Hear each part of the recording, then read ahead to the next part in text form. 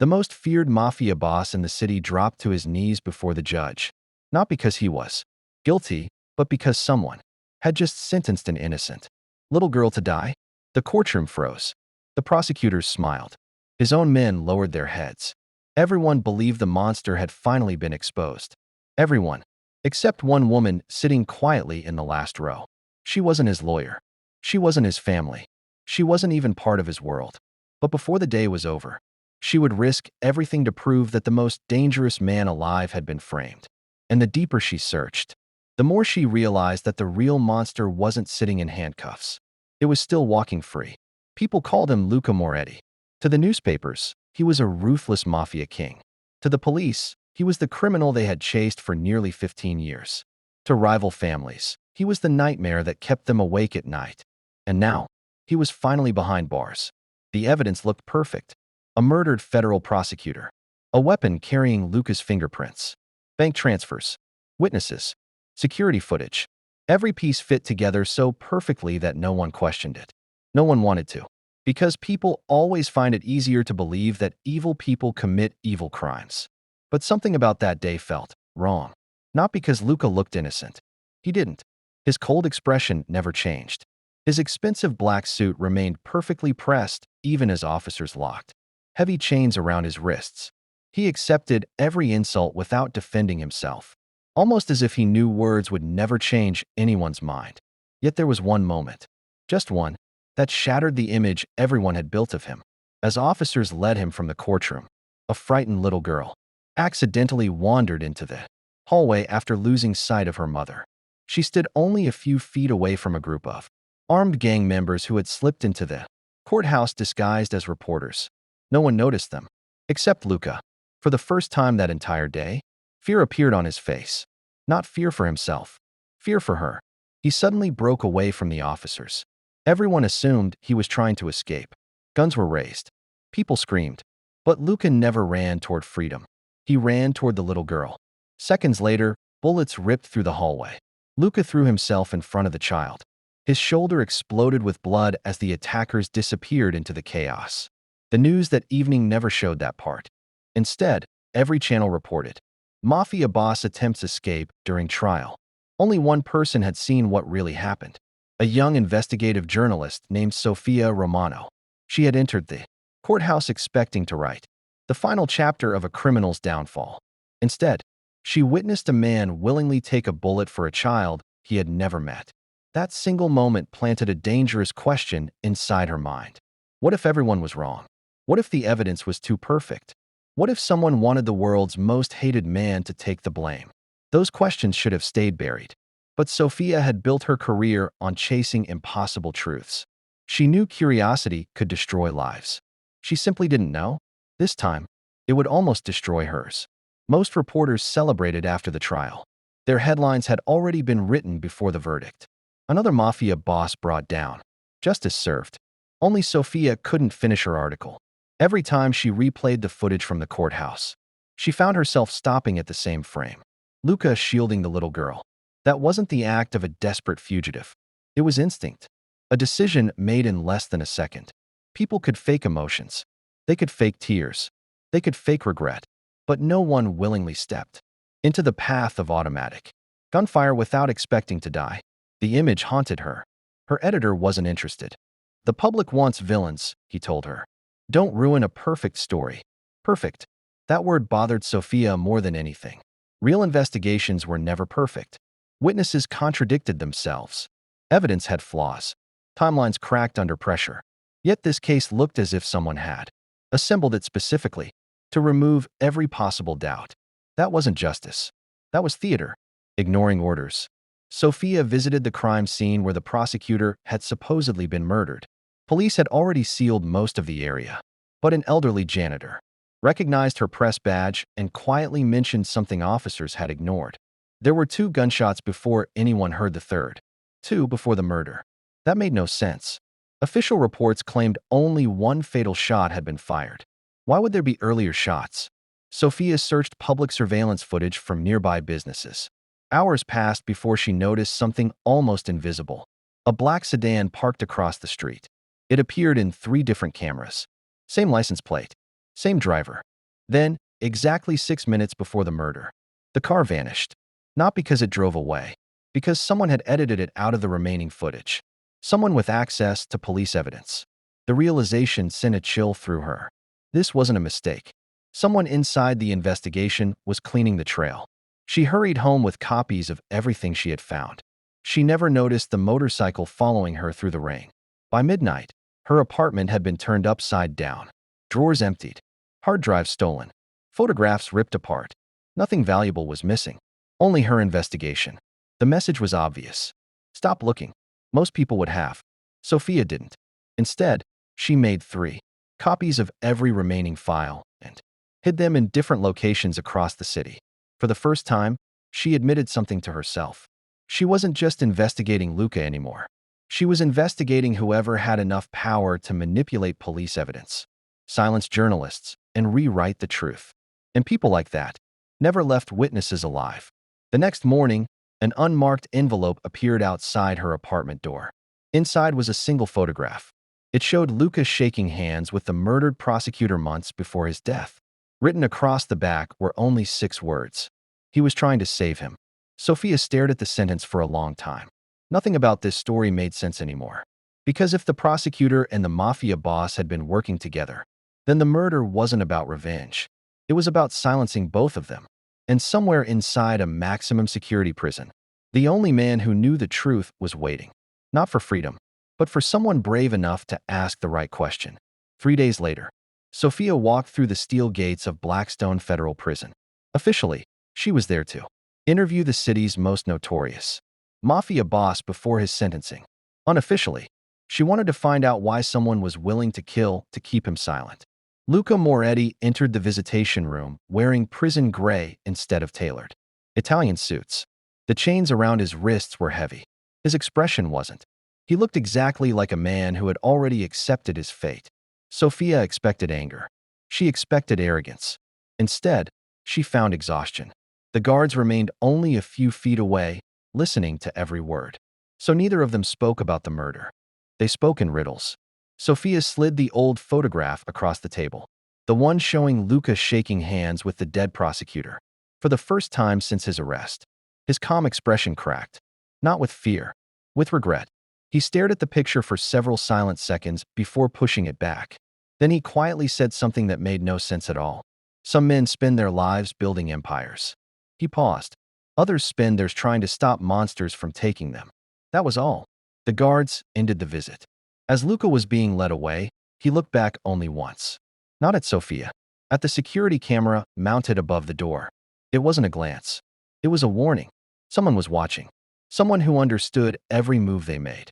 That night, Sophia couldn't sleep. She replayed the meeting again and again. Then something clicked. Luca hadn't denied knowing the prosecutor. He hadn't denied the photograph. He wanted her to understand that the prosecutor hadn't been his enemy. They had been fighting the same person. But who could frighten both a federal prosecutor and the most powerful mafia boss in the city? The answer arrived before sunrise. A package appeared outside her office. Inside was an old flash drive stained with dried blood. There was no note, no return address, only a single key attached with red string. Sophia inserted the drive into an offline computer. Hundreds of encrypted financial records filled the screen. Offshore accounts, shell companies, payments worth hundreds of millions of dollars. None belonged to Luca. Instead, the money flowed between judges, politicians, police commanders, and someone identified only by 2 letters. VK. Every payment ended with the same coded signature. The Crown. Sophia suddenly understood. Luca hadn't ruled the city's underworld. He had simply been allowed to. Someone far more powerful controlled everyone from the shadows. Every mafia family. Every corrupt official. Every crooked businessman. Luca was just the public face. The perfect villain. And now, the perfect scapegoat. Her phone rang. An unknown number. She answered carefully. No one spoke. Then came a whisper. You have 48 hours. The line went dead. Seconds later, the newsroom exploded. Glass shattered across the floor as a hidden bomb tore through the empty conference room. Had she arrived 10 minutes earlier, she would have died instantly. The attack wasn't random. Someone knew exactly where she worked. Someone knew her schedule. The police arrived within minutes. Detectives promised protection. But one officer caught Sophia's attention. As he bent to examine the blast site, a silver ring slipped from beneath his glove, a black crown engraved on its surface, the same symbol hidden inside the financial files. He noticed her staring. Slowly, he pulled the glove back into place. Neither of them said a word. That silence confirmed everything. The conspiracy had reached the police. There was nowhere left to hide. Sophia disappeared before the detectives finished taking statements. She rented a forgotten motel on the edge of the city and spent the entire night decrypting the remaining files. Near dawn, she found a folder simply labeled Project Phoenix. It contained surveillance photographs spanning nearly 20 years. Politicians, judges, business executives, mob leaders. One photograph stopped her cold. Luca, standing beside a much younger federal prosecutor. Both were shaking hands with children outside an orphanage. They weren't enemies. They looked like friends. On the back of the scanned photograph was a handwritten sentence. If this fails, protect Elena. Elena? Sophia searched every file. Only one result appeared. Elena Rossi, age 12, missing, declared dead after a warehouse fire 15 years earlier. But another document contradicted the official report. Elena hadn't died. She had been placed into witness protection after seeing the face of the crown. The next page was missing. Someone had torn it away years ago. Suddenly, Sophia remembered something Luca had done in the courtroom. The little girl, the fear in his eyes, the desperate sprint. It wasn't simply kindness. It was recognition. The little girl's face looked almost identical to the child in the orphanage photograph. Could it be possible? Had Elena survived under a new identity? And if she had, then she was still the only living witness capable of exposing the real mastermind. That explained everything. The courthouse attack, the bombing, the stolen evidence. None of it had been about Luca. It had always been about finding the girl before anyone else did. But Sophia wasn't the only one putting the pieces together. Across town, inside a private penthouse overlooking the city, an elderly man watched security footage from the prison. His white suit looked immaculate. His smile didn't. He calmly pressed a button on his desk. A list of names appeared. Journalists, police officers, prison guards, judges. One by one, he crossed them off. Then he reached Sophia Romano. He hesitated for only a second before drawing a black line through her name. Enough games, he whispered. Bring me the girl. At that exact moment, Sophia received another anonymous message. This time, it contained only an address. No explanation. No signature. Just the location of an abandoned church on the outskirts of the city. Against every instinct telling her to run, she went. Rain hammered the roof as she stepped inside. The church was empty, or so it seemed. Then she heard tiny footsteps. A frightened little girl emerged from behind the altar, the very same child Luca had saved in the courthouse. She looked up at Sophia with terrified eyes, and before Sophia could speak, the girl whispered 5 words that changed everything. They killed my real mother. Outside, headlights suddenly surrounded the church. Black SUVs, armed men, and at their center stood the silver-haired man known only as the Crown. The first gunshot shattered the church's stained glass windows. Sophia instinctively pulled the little girl. Behind the stone altar as shards of colored glass rained across the floor. The black SUVs had surrounded every exit. There would be no escape. The silver-haired man stepped through the church doors with the confidence of someone who had never lost control of a situation. This was the Crown. Not a gangster, not a politician, not a businessman. He was all three. For decades, he had built an empire that stretched far beyond the city's criminal underworld. Judges owed him favors. Police commissioners followed his orders. Rival mafia families unknowingly worked for him, believing they were fighting each other while he quietly profited from every drop of blood spilled. Luca Moretti had never been the king. He had only been the shield. Years earlier, Luca had discovered the Crown's operation by accident. Instead of joining him, he secretly began dismantling it from within, feeding information to one man he believed he could trust, a federal prosecutor named Daniel Hayes. He hadn't escaped to save himself. He had escaped to finish what he started. The church erupted into chaos. Gunfire echoed between ancient stone walls. Luca moved with terrifying precision, shielding Sophia and Elena while directing his loyal men toward the exits. He wasn't fighting for power anymore. He was fighting for two lives that mattered more than his own. Sophia finally understood why so many people had remained loyal to him despite his reputation. Fear didn't inspire that kind of loyalty. Character did. One by one, the crown's men fell. Realizing he had lost, the old man reached into his jacket. Not for a gun, for a remote detonator. Explosives. He had rigged the church before arriving. If he couldn't escape, no one would. Lucas saw it instantly. Without hesitation, he threw himself toward the crown. The detonator slipped from the old man's hand as both men crashed through a row of wooden pews. The remote slid across the floor, straight toward Elena. The little girl froze. Sophia didn't. She dove forward, grabbing the detonator just before it reached the child's feet. The crown drew a hidden pistol and fired. The shot echoed like thunder. Sophia staggered backward. For one terrifying second, Luca believed she had been hit. Instead, the bullet had struck the heavy camera hanging from her shoulder. The shattered equipment absorbed most of the impact. She collapsed, bruised and breathless, but alive. Luca's expression changed. For the first time in years, the man everyone feared looked genuinely terrified. Not for himself, for her. That single glance said everything words never had. The crown noticed it too. He laughed. So the monster learned how to love. Those were the last words he ever spoke. A detective stepped from the shadows behind him.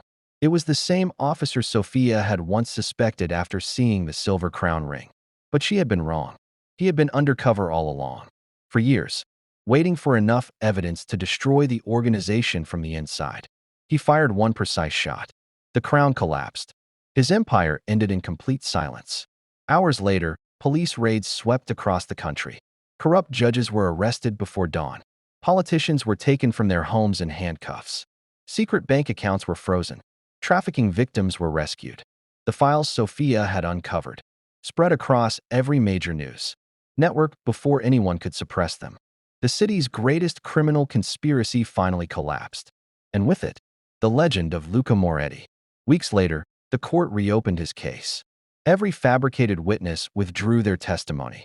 Every falsified document unraveled under scrutiny. The conviction was overturned. Legally, Luca was a free man, but freedom came with a price. He stood outside the courthouse where the nightmare had begun, surrounded by cameras waiting for a triumphant speech. He gave them none. Instead, he quietly walked away. Not toward a mansion, not toward power, toward the small orphanage where Elena now lived safely under new protection. Sophia was already there, watching the children play. When Luca approached, neither of them spoke for several moments. Some silences carry more meaning than entire conversations. Sophia had spent weeks trying to understand the man behind the headlines. She finally realized that he had never wanted redemption. He wanted one thing: a chance to stop running from the life he had been forced to live. He looked at the children laughing in the garden. "They deserve a world without men like me," he said softly. Sophia smiled. No, she thought. They deserve a world with fewer men like the crown, and more men willing to become villains if it means protecting the innocent. History had called Luca a criminal. The newspapers had called him a monster. The courts had called him guilty. Only one woman had looked beyond the accusations. She saw a man carrying impossible burdens alone. A man who accepted hatred because exposing the truth too soon would have cost innocent lives. Sometimes love doesn't begin with trust. Sometimes it begins with doubt, with one impossible question: what if everyone else is wrong? Months later, Sophia published the story no editor had wanted to print. It wasn't titled The Fall of a Mafia Boss. It was called The Man Who Became a Monster to Hunt One.